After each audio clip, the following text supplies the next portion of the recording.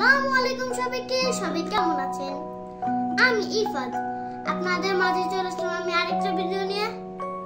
আজ আপনাদের সাথে একটা নতুন ফল পরিচয় করাই দেব। এটা সৌদি আরবের ফল, হাম্মাম ফল।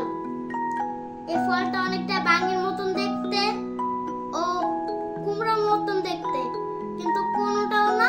এটা হাম্মাম ফল। এই ফলটা অনেক মিষ্টি। আপনারা খেয়ে দেখতে পারেন। চল আমরাও খাবো। চলুন খেয়ে দেখা যাক। তো আমরা চলে আসলাম ফলটা কেটে নিয়ে। তো চলুন খেয়ে দেখা যাক ফলটা কেমন। চলুন খেয়ে দেখা যাক।